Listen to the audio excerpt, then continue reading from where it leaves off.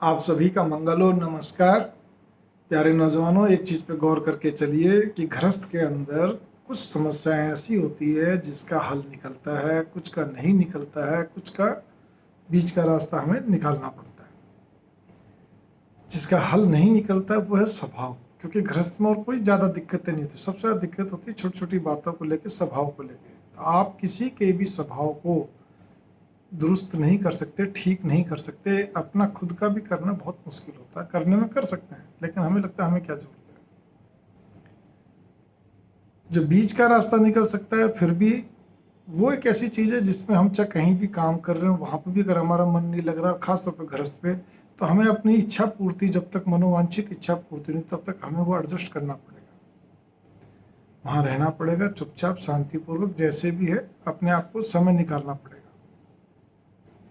इसी तरह से आपका तीसरा पॉइंट जो आता है कि भाई हल निकल सकता है, वो आप सबको मालूम है। जिन चीज़ों का हल निकलता है आप निकालते हैं, लेकिन एक चौथा पॉइंट है, उसमें हल तो निकलता है लेकिन बहुत लेट निकलता है। वेट एंड वॉच, हमें समय की प्रतीक्षा करनी पड़ती है। और उस बीच में हम क्या करते हैं, बजाय समय की प्रतीक्षा करने के, हम लोग बस थोड़े समय बाद ही हम उछल कूद एक प्रकार की, मतलब हलचल, बहुत ज़बरदस्त विचलित होकर हलचल शुरू कर देते हैं। कभी किसी के पास जा रहे हैं, कभी किसी का जा रहे हैं, ज्योतिषी का चक्कर है, कभी उसका चक्कर है, फलाना ढिकाना, बहुत सारी हम चीज़ें मनौती करते कुछ। देखिए मेरी बात सुनिए, वो चीज़ें क्या हैं, जैसे किसी को शेयर, कॉमोडिटी, लॉटरी, सट्टा आदि इसका चस्का लगा हुआ है, वो नशा जल्दी से उतरता नहीं है। इसी प्रकार से शेयर में भी जो डेली शेयर खेलते हैं, डेली का अप डाउन जो होता है, उसको उसी में प्रॉफिट बेनिफिट जो भी प्लस माइनस करते हैं। कॉमोडिटी आप समझते हैं, सट्टा मार्केट, सट्टा अलग से है, और कॉमोडिटी भी सट्टा, लेकिन लीगलाइज्ड कॉमोडिटी, और एक इलीगल इलीगल सट्टा इसी का लॉटरी आदि जो भी कुछ है, वगैरह वगैरह। फिर मतलब काइंड्स ऑफ गैम्बलिंग। इसी प्रकार से फिर एक और भी चीज़ होती है, किसी को मतलब काम नहीं करना, लेकिन बस जब देखो जब काम छोड़ के नेतागिरी करनी, गली मोहल्ले की भी है, आपस व्यापारियों की जो भी कुछ है, मतलब उसका दिमाग बजाय इसके यूनियन और नेता का, मतलब नेतागिरी में लगा रहता कुछ ना कुछ। तो उससे कई बार ना घर के सिस्टम आगे पीछे हो जाते हैं, भाई भाइयों में कॉन्फ्लिक्ट हो जाता है, काफ़ी ज़्यादा वाद विवाद हो जाते हैं, और बहुत सारी चीज़ें।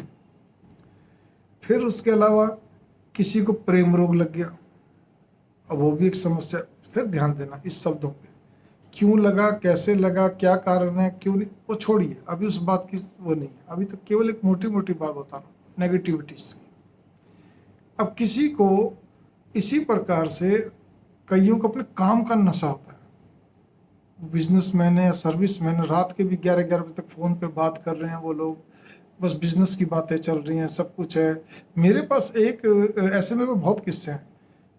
मतलब एक ने तो यहाँ तक स्पेशल ये कहा कि वो, कई बार लोग कहते हैं ये जी बेटा भी रहा सामने आपके, सब कुछ है, भगवान की दया से सारी मौज है, सब कुछ है, एक प्यारा सा इसके पास भी बेटा है, लेकिन देखो जी तो बस अपने लैपटॉप में लगा रहता है। एमएनसी कंपनी में बहुत बड़ी पोस्ट पे थे, पैकेज भी उसका बहुत अच्छा पैकेज था। तो उससे क्या हो गया कि फैमिली लाइफ डिस्टर्ब हो रही थी। उनका कहना था फैमिली को तो समय दे कुछ, तो ये तो सारे दिन काम पे लगा रहता है। अच्छा, रुचि भी विशेष नहीं थी, तो एक समस्या खड़ी होगी ना कि भी काम पे लगे रहने से कैसे रुचि बनेगी। तो भावना मेरी यहाँ पर यह है, कई तरह की इस तरह की समस्याएं जब हो जाती है, तो इसमें सूझबूझ से वेट एंड वॉच करके ही हमें समय निकालना पड़ता है इसमें। और कुछ, हाँ, एक उपाय इसमें रहते हैं कि हम भगवान का जाप अधिक से अधिक करें, बजाय हाय तौबा करने के, भागा दौड़ी करने के। आप जो भी इष्ट को मानते हैं, आप राम जी को, श्याम जी को, ओम से ले गायत्री मंत्र तक, बहुत सारे मंत्र। गायत्री मंत्र तो खैर अचूक है ही है, आप करते चलिए कोई मंत्र को बिल्कुल श्रद्धा भाव से, और बढ़ा दीजिए, चलते फिरते भी करिए, बैठ के भी करिए, सब तरह से करिए। ऊपर वाला ही कुछ सद्बुद्धि देगा, विचारों में परिवर्तन आएंगे, तब जाके पार पड़ती है। कहीं किसी पॉइंट पर उसको ठोकर लगेगी, तब उसके मतलब कोई ना कोई कारण काज बनते हैं। इसी प्रकार से एक और नशा होता है, वो होता है ड्रग्स का। ओरली ड्रग्स है, वाइन अत्यधिक लेना है, मतलब एडिक्टेड जिसको कहते हैं, ओफियम आदि सब कुछ। उसमें क्या है, डॉक्टरी इलाज है, इसमें कोई शक नहीं। फिर भी आदमी नहीं माने तो फिर दोबारा फिर डॉक्टर का इलाज है। तीसरी बार डॉक्टर भी हाथ जोड़ लेता है, भाई ये तो बार बार कोई रैन बसेरा थोड़ी है।